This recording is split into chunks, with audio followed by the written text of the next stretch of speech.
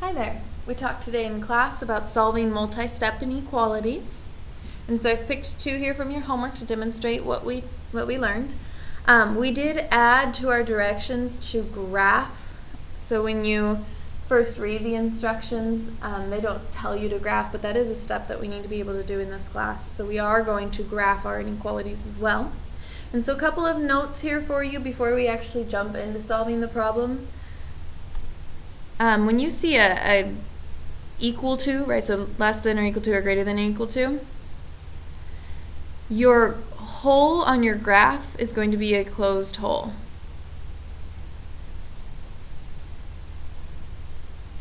If you see just a greater than or a less than, those ones will be open. And the reason for that is when we see the equal to as part of our inequality, our answer is going to be included in our possible solutions. And inequality, remember, indicates several different solutions, right? Not just one value x could equal, but multiple values x could equal.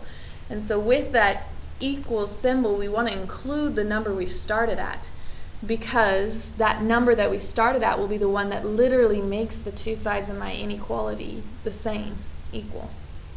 Right? And so we fill in the dot indicating that that point is a solution. With the non-equals inequality, we do an open hole saying that that number that we're starting our inequality at is not included in our solution set, because we need our inequality to be greater than or less than and not equal to. The two sides can't be equal to each other, and so we don't want to include that first point, because that first point makes the two sides equal. Okay, and we'll look at what that means in a bit here. Okay, so with number 4, we are given 12 is greater than 60 minus 6t. And I'm going to go ahead and rewrite this down here, just so I can work with it. And I'm going to be looking to isolate that variable. And the steps here are very similar to solving a two-step equation. Okay, so when I'm looking here, I see the 60 is attached to the t through addition or subtraction. In this case, this is a positive 60. And so I'm going to undo that positive 60 by subtracting 60. We're going to do that to the other side as well.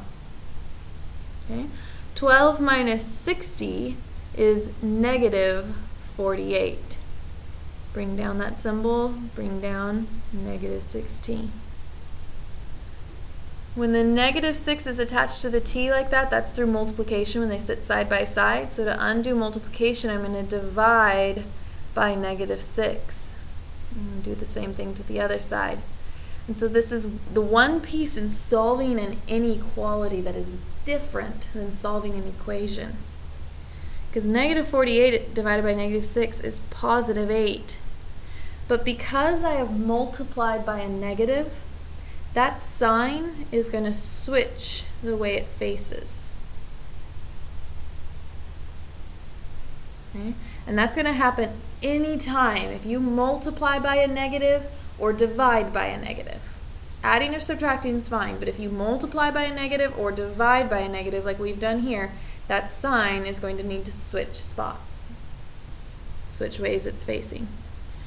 Okay, so we have here 8 is less than t, which is the same thing, by the way, as t is greater than 8. Right, I can flip the entire inequality. If you prefer the t in front like that, that's fine, right? The sign is still facing the t when I flip it. And so then we're going to be graphing here. And I typically opt for 2 or 3 numbers on either side of my solution. Well, in this case, this actually isn't a solution, but on either side of my starting number. So I'm going to go 9, 10, 7, 6. And in this case, this is not a greater than or equal to. This is just a greater than. And so this hole is going to be an open hole, indicating that 8 isn't a possible solution. I can't plug in 8 here. 8 is not greater than 8. Right? So 8 is not a solution, so I don't fill it in. But all of these numbers greater than 8 are, and so that's how you draw that in. You draw an arrow pointing towards the right-hand side, because all the numbers to the right could be plugged in here. Like 9 could be plugged in, and 9 would be greater than 8. Okay. On number 5, Similar process. We're going to go ahead and isolate the k. Let's distribute that 4 in. We have 4k plus 8 minus 3k is less than or equal to 12. I have some common terms here. 4k minus 3k is k. Bring down that plus 8, less than or equal to 12. And this 8 is attached to the k through addition, so I'm going to break that addition by subtracting from both sides. I'm going to get k is less than or equal to 12 minus 8 is 4. And in this case, that sign does not switch sides because I did not divide by a negative, I did not multiply by a negative. If I divide or multiply by a negative, the sign has to switch sides, right? In this case, we subtracted 8, we're good to go, we've got our answer. When it comes to the graph, we'll go ahead and go 4, and then let's do 2 on either side, 5, 6, 3, 2. And in this case, we do have less than or equal to, meaning that this 4, that's my starting point, I'm going to do a closed hole because 4 is a possible solution. I could plug in 4 here, and 4 is less than or equal to 4, right? 4 is equal to 4, and so that's a possible solution, so I fill in that hole. So are all the numbers to the left.